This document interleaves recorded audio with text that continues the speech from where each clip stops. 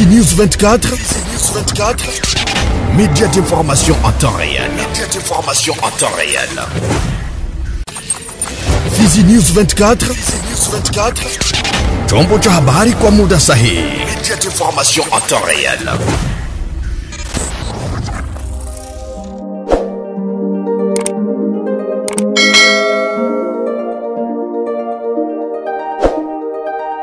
Habari za wakati mpenzi mtazamaji wa Fizi News 24, ni furaha iliyoje kukutana nawe mara tena katika taarifa habari zetu katika lugha tukufu la Kiswahili. Na samini na ninakuomba uendelee kutusikiliza kila mara. Nitakuomba uweze kunipa sikio lako mwanzo hadi mwisho. Nasema karibu. Tuanzie habari zetu na kwa Mukera ambako hali ya usalama imerudi kuwa tulivu katika kijiji cha Mukera sekta Mutambala tarafani Fizi. Hivyo ni baada ya risasi kusikika kwa wingi siku 2 mfululizo ambako ilipelekea wanajeshi wa taifa wawili kuuawa.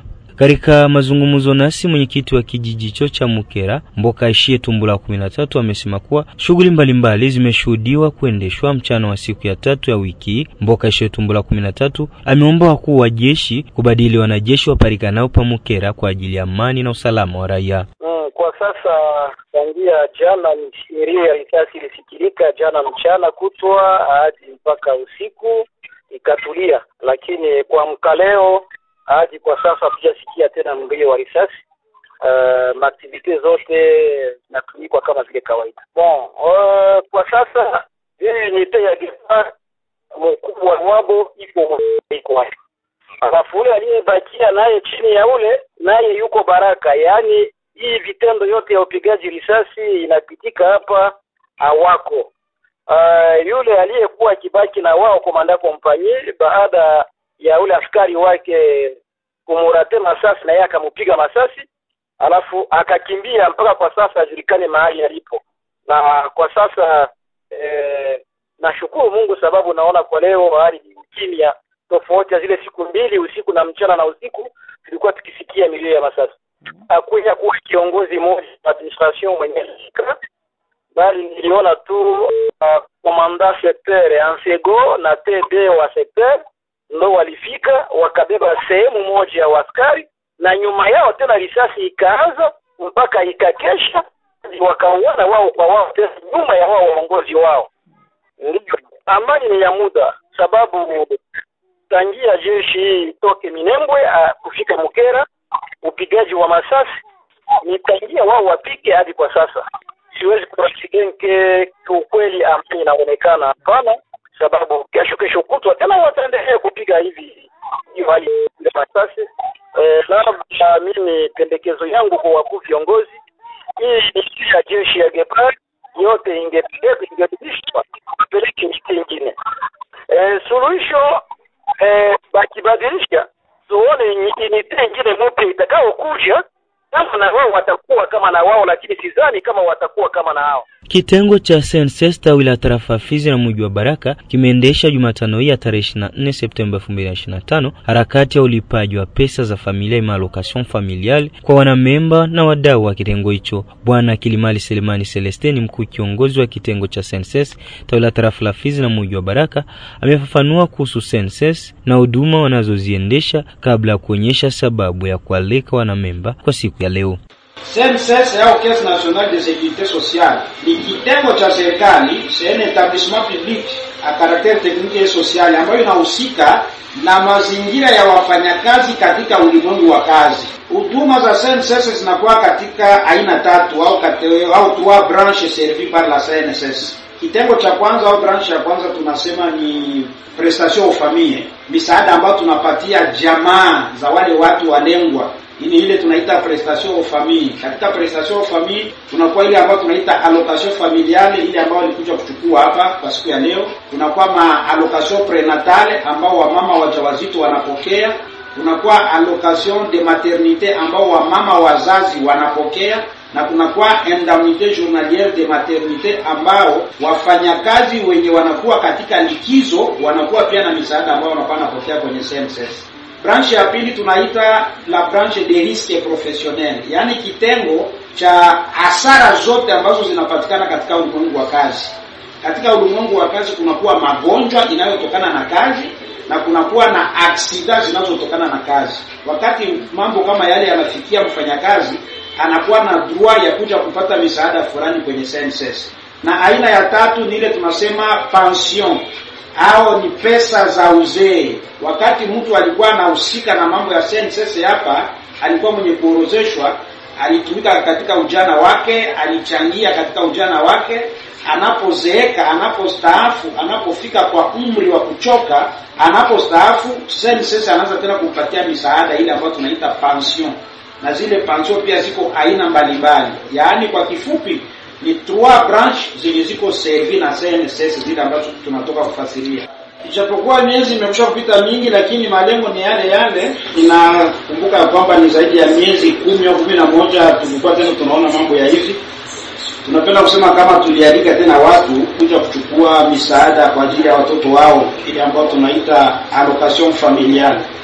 Kama mnaona watu wanakusanyika mahali hapa, walipata invitation za CNSS kwa kupata allocation familiale za watoto wao. Upande wa wanufaika wametaja kunufaishwa na huduma za CNSS, huku akiwataka wananchi wengine kujiorozesha kwenye kitengo hicho kwa kuwa kuna manufaa mengi. Ndio leo nimefika hapa na mie niko parmi bafilie ba CNSS na tunachangia kidogo kidogo, na leo tumefika hapa kwa ajili ya kuweza kuja kuchukua malocation familiale. Ndio manufaa ni mengi zaidi, ni mengi sana ambayo pengine hatuwezi tukaweza kuyamaliza yote, na mojawapo ni ambayo tumefikia kuipata leo kwa ajili tu ya kuweza kujibu kwa mahitaji ya watoto, kuweza kuwasaidia haja ndogo ndogo.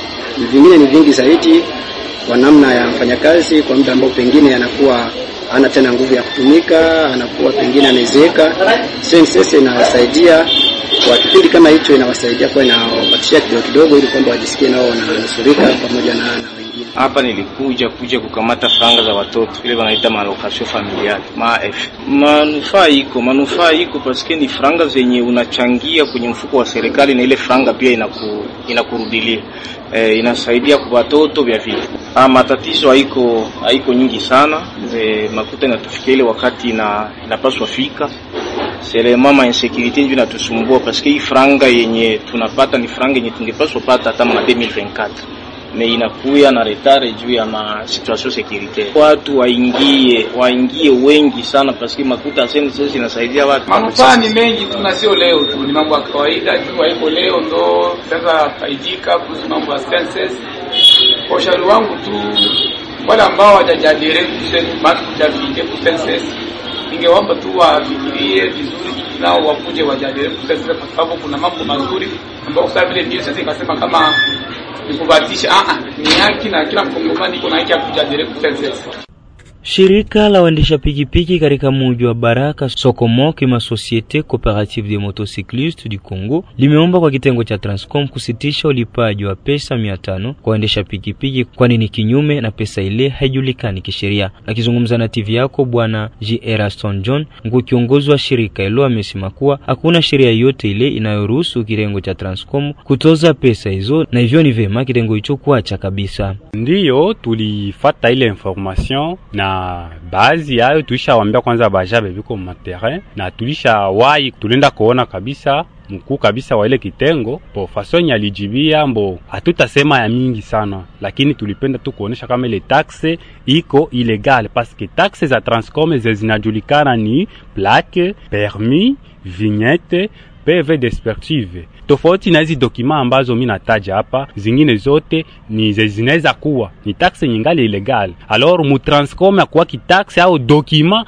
ya 500 francs ayakuwaka na tuyasikiaka. Kwa hiyo shi tulipenda munjia ya amani batoshe ile kamba ili kuruhusu kabisa waendeshaji wa pikipiki watumike munjia ya mzuri. Na kama ni kuhusu ngambo ya dokima kie ba transporter abazi dokima ba informer hiérarchie, ba informer ministre wa transport na tabautorize banafanya ile bouclage comme mfanyaka batauza madokima zenye tunajua kuliko kulipisha taxe zenye atujui. Tofauti na ile vraiment tungebapatia 24 heures, atukupendi kabisa tubaone pale mu journée ya kesho, sino mamezire zingine za kisheria zitafata. Tunaona ku Monisco pale kwenye kulikuwa Monisco wanatia kamba pale, na mimi naona ngambo ya kuelekea Uvira, na kama kuko baadhi kabisa bengine batu balijiunga mwele angle, vraiment tungelipendelea bahache kabisa munjia tu ya amani. gani, tuachane na ile. Haijulikane, lakini ni 500 tunyeko nalipa par moto, na ile document haikuwaki mu Transcom wapi haikuwaki. Alors tulipenda kuinformer, c'est comme si abasiki nyoma tunafikia kupeleka hii habari, na mara ya mwisho tutapeleka sasa kunjia ya sheria ifanye kazi yake.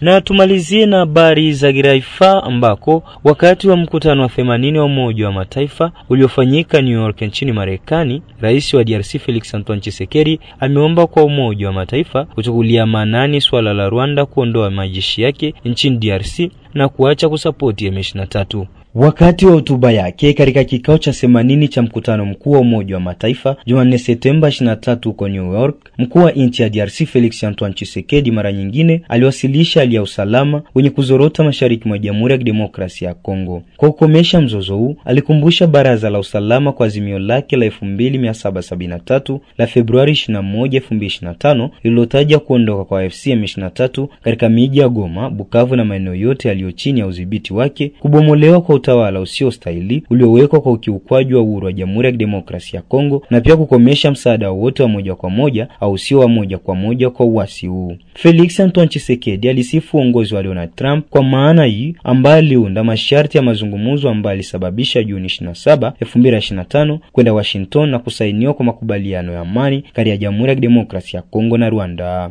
Namnukuu, makubaliano haya yanahitaji Kigali kujiondoa kamili na dhahiri kutoka kwa askari wake. Pia makubaliano haya yanapanga kutokujihusisha upokonyaji wa silaha na ujumuishaji wa masharti wa vikundi vyenye silaha visivyo vya serikali ndani ya vikosi vya jeshi la Jamhuri ya Kidemokrasia ya Kongo na polisi wa kitaifa wa Kongo. Uanzishwaji wa utaratibu wa pamoja wa uratibu katika masuala ya usalama pamoja na mfumo unaohakikisha heshima kwa uadilifu wa eneo na ukomeshwa kwa uhasama. Kuondolewa kwa askari wa Rwanda, mwisho wa msaada wao kwa M23 na kurudi kwa uongozi wa serikali ya Kongo katika maeneo yote yaliyochukuliwa ni hali isizoepukika kwa amani ya kweli, alisema hayo Felix Antoine Tshisekedi Chilombo katika hotuba yake huko New York nchini Marekani. Kwa hivyo mkuu wa nchi ya Kongo aliomba kuhusika kwa Umoja wa Mataifa ili kuhakikisha utekelezaji wa mkataba huu ambao pia unazingatia azimio la 2773. Ninaomba Umoja wa Mataifa kuhakikisha matumizi madhubuti ya makubaliano haya ambayo sasa hayawezi kutekelezwa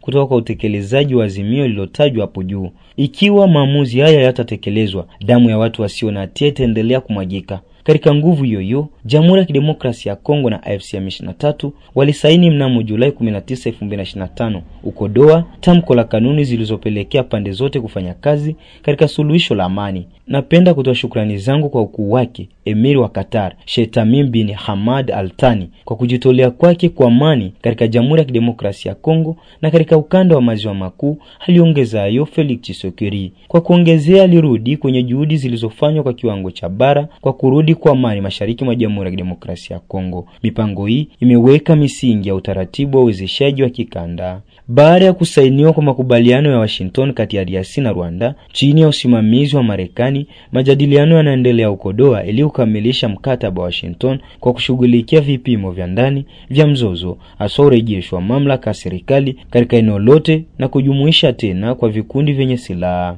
Hadi hapo ndipo tumefika mwisho wa taarifa habari zetu katika lugha tukufu la Kiswahili. Na kusamini wewe ambao uliendelea kunitegea sikio lako mwanzo hadi mwisho. Hii ni Fizi News 24.